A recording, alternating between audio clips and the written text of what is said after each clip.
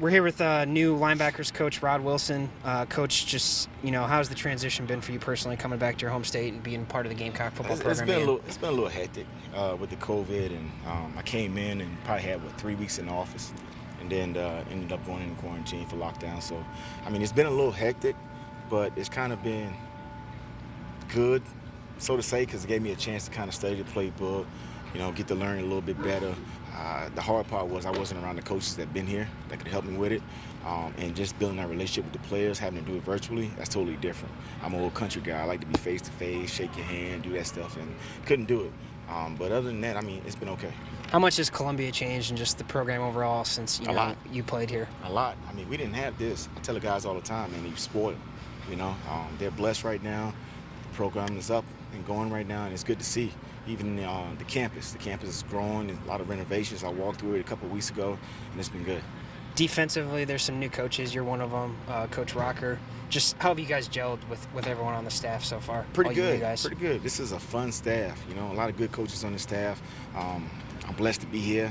I'm in a position where I can learn from a lot of great defensive-minded coaches, Coach Robinson, Coach Muschamp, Coach Rocker, Coach Peterson, Coach Krantz. Those guys are pretty sharp. I'm just in a great position to learn and keep growing. Ernest is back at practice yesterday for the first time. He's been out for the first couple weeks here.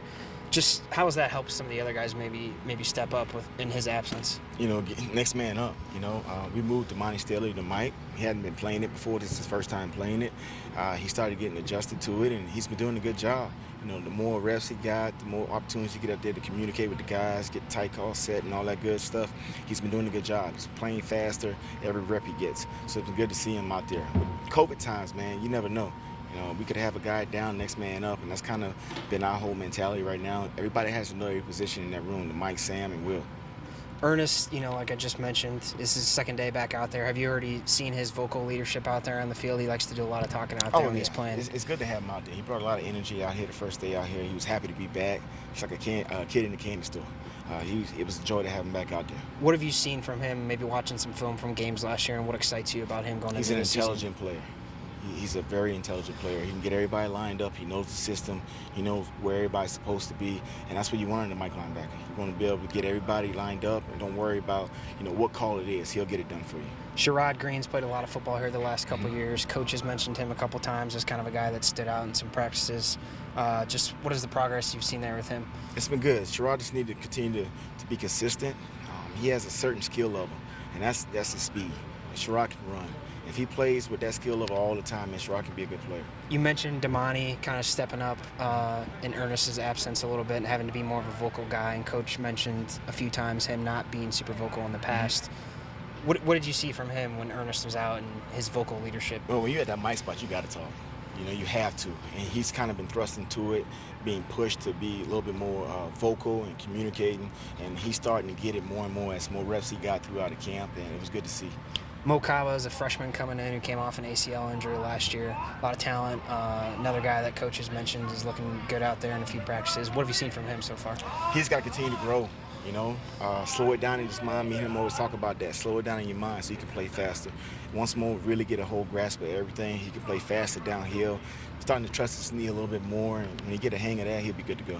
You had some experience the last couple of years as an assistant special teams coach with the Chiefs. Have you had any input there at all with Coach Krantz? I'm here to help Coach Krantz, whatever he needs. We've talked on occasion about different things, and whatever he needs, I'm there to be a second voice for him. And kind of building off that NFL experience, what was that like to be on a coaching staff, led by Andy Reid? He's probably one of the most well-respected guys in the game of football. Yeah, I think he's one of the best out there, period, if not the best. It was a great experience. That staff, it's a phenomenal staff. I think everybody's still there except for me.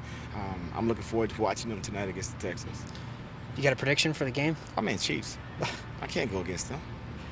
Do you share stories with your group about your time playing here, and what does it mean to you to be a Gamecock and be a Gamecock again here coaching now? Yeah, I've shared a couple of stories with them. On-campus stories, football stories about Coach Holt, stuff like that.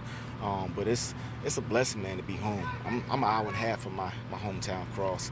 So to be able to come back here and kind of help out at my alma mater has been a blessing. It's been awesome so far.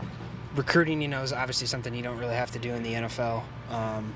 Things have been different, too, with COVID going on. What has the recruiting thing that whole process been like since you've been here? It is different because, we can't get anybody on campus right now, but it's been a lot of texting and phone calls and FaceTime stuff and virtual deals. But it has been different. I've been going for 3 years, and then the level I was on was totally different than this. But recruiting's been going well so far. Do you feel like since you played here, grew up in the state, and now you're back here coaching again, you can maybe bring a little different perspective for guys when you're out there talking to them on the road? Yeah, I tell the recruits all the time, especially the parents when they talk to me, that, hey, if you want anything from a student-athlete aspect, ask me. I know better than anybody else out here. I played here, I went to school here, I got my degree here. So those questions, man, you can ask me anything from that nature of how it is just to be a football player at University of South Carolina. All right, we talked about the NFL a little bit. Obviously, the Chiefs open up the season tonight. They got their Super Bowl rings last week. Have you got your ring yet? I got my ring. Have you showed the guys at all? I showed the guys. Awesome. What did they say? What did they have to say about it? It's a beautiful ring. All right, Coach. We appreciate the time. Thanks. No problem. Thank you.